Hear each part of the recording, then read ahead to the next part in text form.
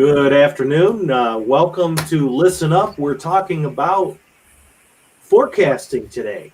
It's beginning of December. Hopefully you've already forecasted for December because we're off and running. We felt it was an appropriate topic to talk about this week because we should be forecasting and planning for first quarter of 2021 at this point. I'm Mark Shinneberry. We have Alex Thayer with us and Ron Citronio. So we're just going to dive in here and just have a conversation. Why is forecasting important? Why am I saying this? Why am I saying that we should be talking about planning and forecasting for the first quarter of 2021? Ron? Well, years ago, I had a guy that I had trained at an auto mall down here. His name was Tony Leone, and he was an unbelievable salesperson. One of the things after we went through this in class, the subsequent years, he gave me a book which outlined his entire year, forecasting his sales, his CS, everything. And I was so impressed with it. And I think that a guy or a gal that goes into the new year without any goals or objectives or a forecast is foolish. Once you do the forecast, it plants in your head. Your goal. So now you've got it in there, and you can go ahead and work at achieving it. But if you have no goal, then like they say, if you don't know where you're going, any road's going to get you there. But you have to know exactly where you are and where you want to go. Sorry, guys. Yeah.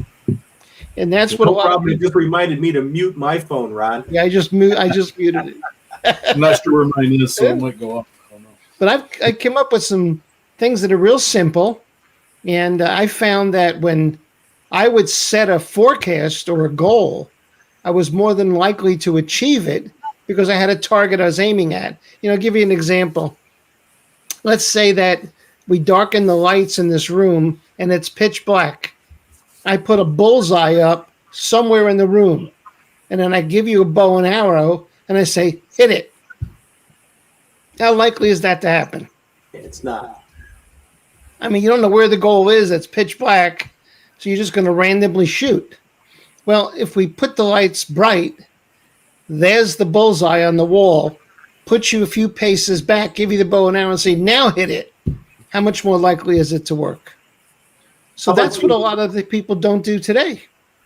How about you, Alex? What's your take on it? Why is forecasting so important? For me, forecasting is important because it helps you get back on track. Hey, Alex, we're getting some feedback. You might want to, I don't know if you got a speaker going or. Yeah, it's something did happen. Let me. There we go. Is that better? Yeah, it's better now. All right. Sorry about that. Forecasting can help you get back on track and get you out of a rut. Salespeople work tireless hours. You put in a lot of hours during the week, and it's easy to just get into the grind of your day-to-day work and forget about your long-term goals. So when you forecast and you forecast properly, because your annual forecast, which is a perfect time to start thinking about your annual forecast, your annual forecast needs to drive your monthly goals. And it's a good check back when, all right, I didn't get the sales I wanted. What did I miss? What's my overall goal? And you have to break the numbers down. It's a numbers game. Absolutely. I agree with that 100%, Alex. Yeah. It reminds me, both of what you guys are saying reminds me that, what's that cliche, that old saying? Those who fail to plan to fail. Yeah, true. You think about it, we can't just go blindly into this. Like you guys both just said, it's a numbers game, and the mathematics add up, right? So you talk to X amount of people, you give X amount of presentations, and you close X amount of deals, right? Once you know the math and you come up with a plan, it's pretty easy to get there. I like to say forecasting gets you off of the hope method of sales. So the hope method of sales is you're at your desk and gosh, I hope there's a customer that comes in today. Exactly. Oh gosh, I hope the phone starts ringing today. God, I hope that customer from yesterday comes back in. Be off of the hope method. Don't hope for sales. Have a forecast to drive your daily activity. Hope is not a business strategy. Yeah, right. Don't be on the hope method. Yep. So I've got another question for you guys. So we're talking a lot of theory here, right? We're saying this is what should happen. So how does that look? How would you go about, Ron, if you were on the floor selling cars today? How would you go about forecasting? And really, what we're talking about forecasting is planning, right? Well, yeah, I sent you a couple of things, but just real quick explanation. First of all, if we're talking to people that are somewhat experienced, you've got a year under your belt, you got a couple years under your belt, you should know right now how good you are. So you should know what your closing percentage is, what your delivery percentage is, what your gross average. You should know that stuff. And then you take this simple formula, and I've got a real simple formula. You can take your last 10 cars and look at those cars and say, okay, what was my closing ratio? Out of 10 people, how many did I sell? Those ones that if I sold 3, what did I make per car? And then you take that number and you divide it by the total number of your ups. So you should speak to 55 to 65 people a month. That's about 2.5 a day. And then if you do the math and the formula, it's going to give you a tried and true example of where you should be at any time of the month. So you look at it and you say to yourself, okay, well, I'm on track for this. So I would take every month I'd sit there, every week I'd sit down and I'd see where I was. And I'd take that number and I'd divide it by the number of days. How many cars am I selling per day times the days in a month? That'll give me the forecasted goal for total units. And then I do the same thing with my gross average and all those numbers, my B-back percentages, everything like you said earlier, Mark, it's a numbers game. And if you don't know the numbers, you're the guy in the dark room with the bullseye and you don't know where the hell it is. You're shooting at random. So, I sent some material that it's a bit of an explanation and I'd be happy to send it to anybody.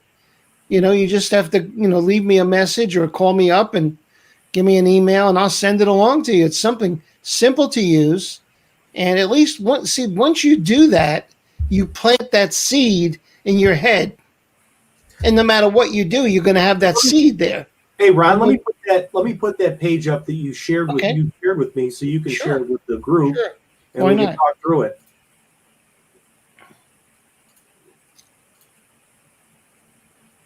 Can you guys see that? Yeah. All right. There you go. Is there a system to hit your mark? As it says, all too often in the automotive sales world, salespeople fend for themselves every month. There's not even enough salespeople that sit down at the beginning of every month and set a real goal for themselves. So this is a little formula on how that could work. And if you scroll down, you'll be able to see some of that. There's a little extra explanation, but here you go. Here's the metrics needed.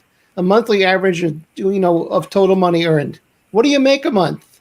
You should know that. I used to see guys, I would crack up, and I got to apologize a little bit. I should have reset some of the type. But I'll see guys get their paycheck and they get their statement and they go, oh my God, I had a crappy month. Well, you should have known that all along, because you didn't know what you were averaging. So you didn't know with your, what's your monthly average of total vehicles sold, your monthly average of commission earned per unit, your monthly average of total amount of clients that you spoke with, the average of your closing percentage. These are things you should know. I'm a 30% closer. I'm a 25% closer. So you look at the numbers and you say, okay, monthly average, I earn, now this is not a lot of money, but I earn $2,750 a month. Monthly average is 10 cars. Average is $275 a car. My number of clients are 50. Average closing percentage, 20%. you can sit down now and you can goal set intelligently. So if you look at you go down further, it says I believe in goal setting for the month should reflect 10% increase from your previous month. Remember, I like to goal set using money. 10% increase would be $275. Now my total's $3,025. So this little formula, you'd be surprised how effective it is because you're making your brain think. You're making your brain do the long division, the long math. And before you know it, you know exactly what you need to do. So every day you can say, I need to be averaging this many people a day over the days I work. If I work 24 out of 30 days a month, I need to speak to 2.3 people per day.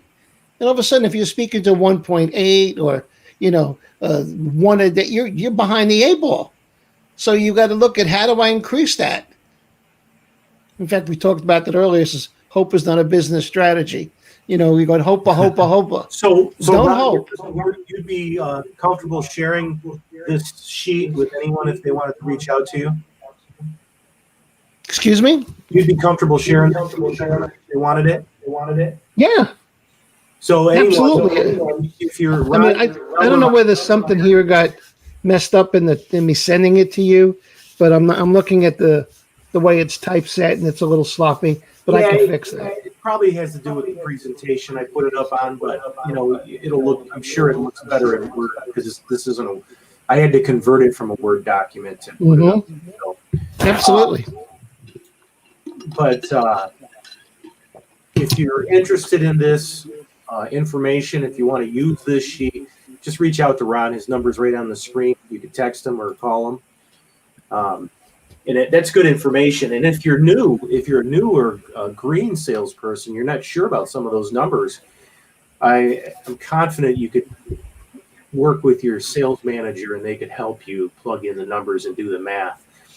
Exactly.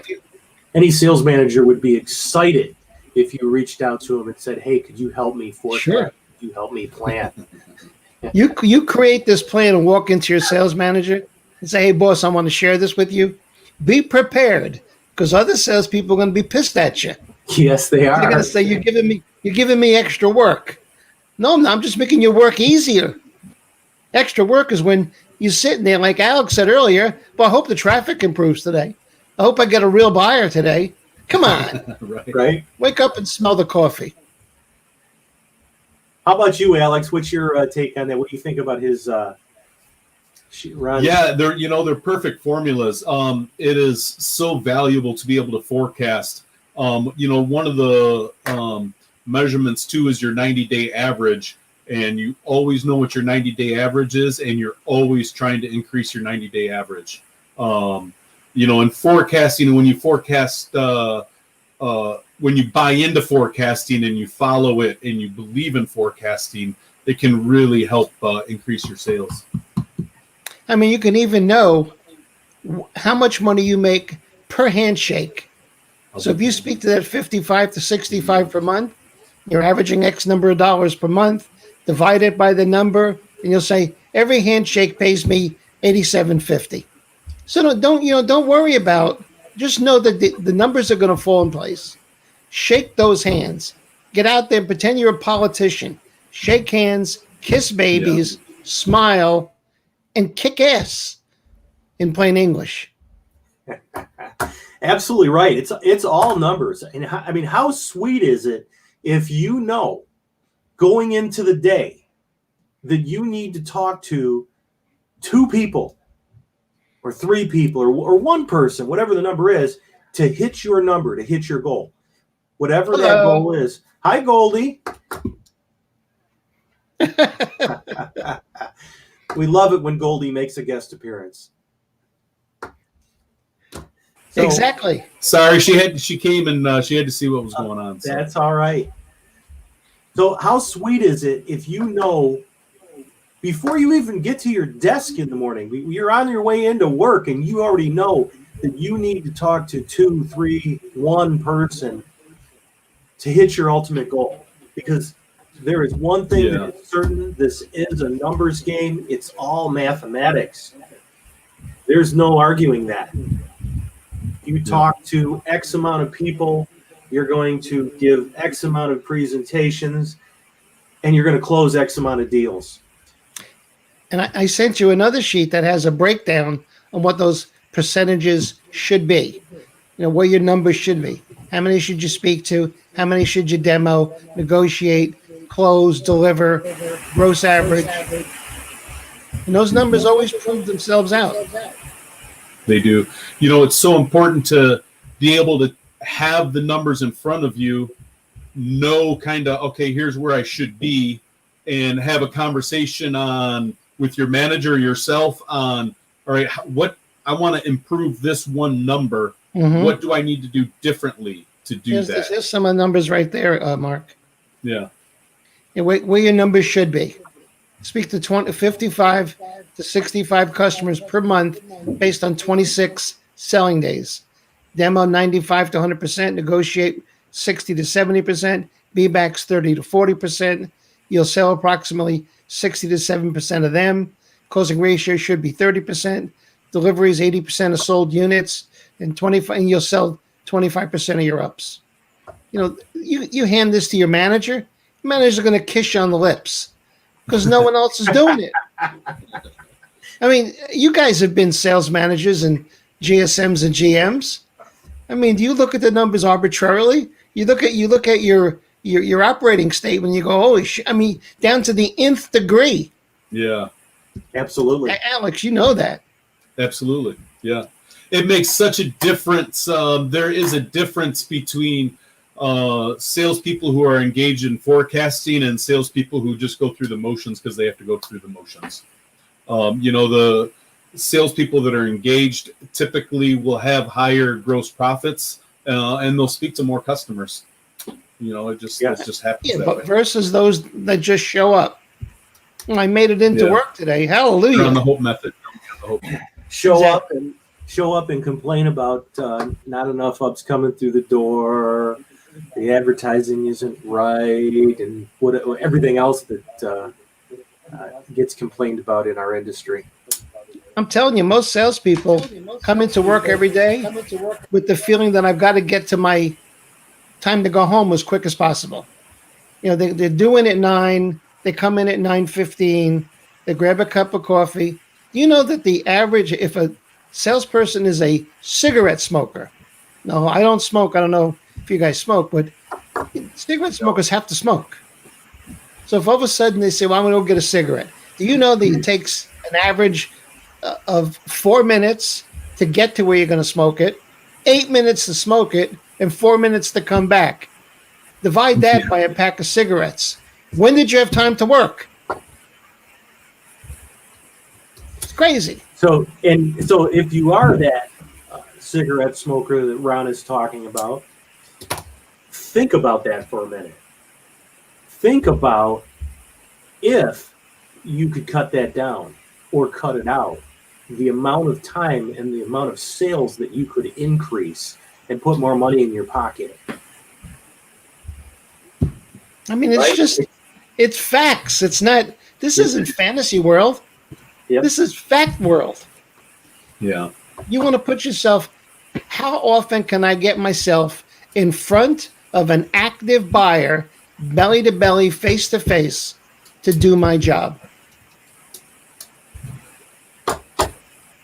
Absolutely right.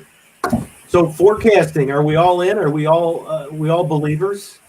We should be forecasting out our next month, the first quarter, the entire year. Let's think about this. So if you're looking at 2021 as far as forecasting, you should look at the entire year and say, all right, absolutely, where do I want to be at the end of the year? Yeah. And then you break that out month to month.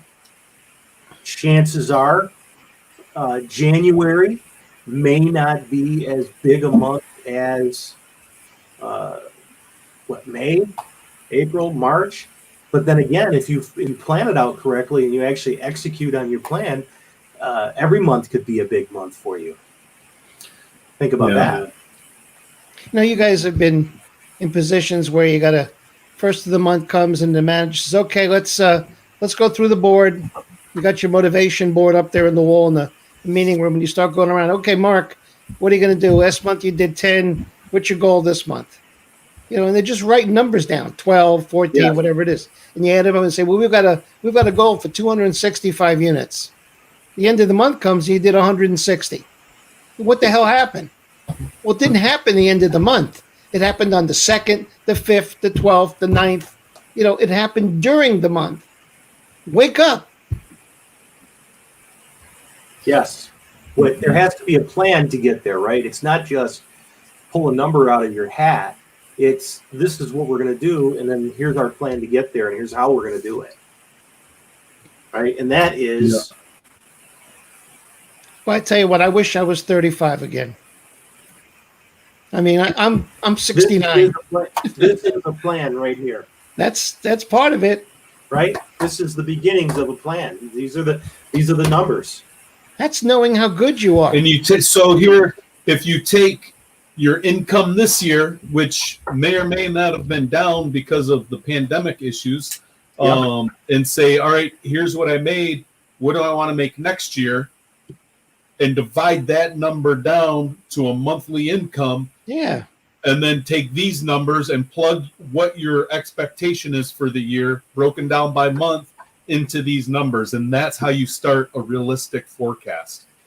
There's one. You can break down your income to how many people you need to talk to on a daily basis. Each person you talk to is worth, I don't know, are they worth $100 to my end of the year income? Break your forecast down. Mm-hmm. We'll break right down for you. That's right. Exactly right. Exactly right. And if you need help doing that, reach out to either one of us. We got our contact info right on the screen. Feel free. We'd be happy to guide you. I used to take those numbers, and if someone wants to, and they want those sheets, I'll send them along. But if they want to call me once a month and review their numbers with me, I'll tell them what they need to improve by looking at the numbers. And I'll say, okay, focus your energy here. Do this, which their manager should do. But you know what? Most of the managers, they don't know what to do. All they know how to do is disparage, ridicule, and put down. A guy can work on his ass off on the deal, and he comes up and says, here's what I got, boss. And he says, throw it back in the water. You need to get a better fish. You just defeated that guy for the whole day. Go bump him $30 a month. I'd say I used to see some of those guys, and my Italian nature said, I got to shoot this guy in the forehead. So let's talk about that for a second. So, we do know that there are individuals out there in our industry that haven't been trained properly, or maybe trained incorrectly, and are down, do things that are a little unorthodox or extremely unorthodox. We know that there are individuals out there that don't have a lot of talent. Then we know there's people out there that are extremely talented, right? There's the full at both ends of the spectrum, right? And then you have some guys that are pretty sharp, pretty talented, been trained, but they're so busy. And I'm talking about sales managers at this point, right? They're so busy. They don't have time to lift their head up from the desk, from the computer screen, because they're desking one deal after the other, especially the past few months with going through this pandemic, which has really been crazy to me, that we have been so busy. But we have, right? We've been selling more cars. More of my clients have had record months than I've ever seen, right? And it's all part of this crazy year, this 2020. If you need help, if you need somebody to help coach you, just like Ron just said, pick up the phone, send us a text. I'd be willing to help as well. I think we all need it. We all need some help every now and then. We're here.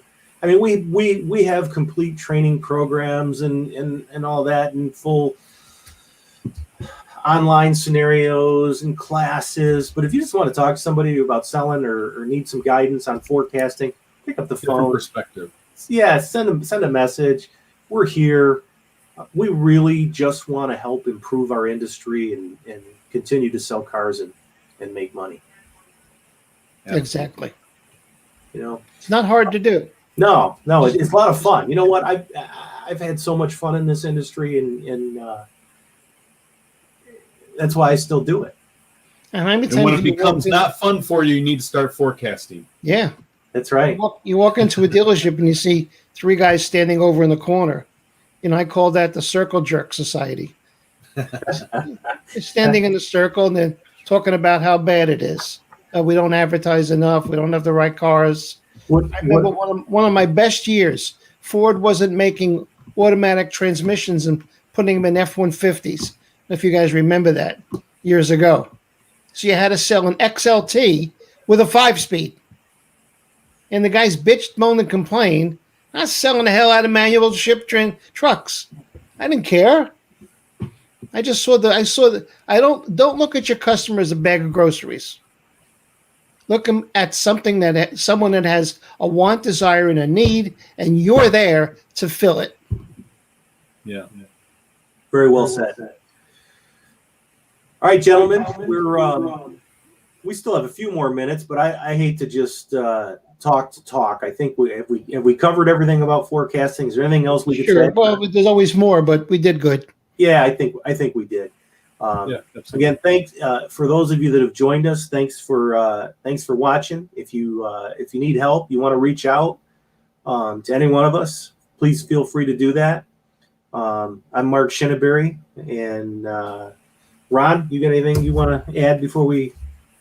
No, I just like to see you guys go into the new year 2021 with a bit of a trajectory and a forecast and a goal. And if you put it in your head subconsciously, it'll be in the back of your mind all the time, and you'll work to achieve it. Alex, got anything to add? If you don't forecast, start right now. This is a perfect time of year to forecast for next year, and just start with what you want to accomplish with your income next year. How much of a pay raise do you want? And break the numbers down. There you go. I agree with that. Very, very well said. You want a pay raise? Forecast it. just forecast. Just do it. All right, gentlemen. Thanks a lot, and look forward to seeing you guys next Thursday at noon. Thank you. Perfect. Thank you, guys. Make it a great day.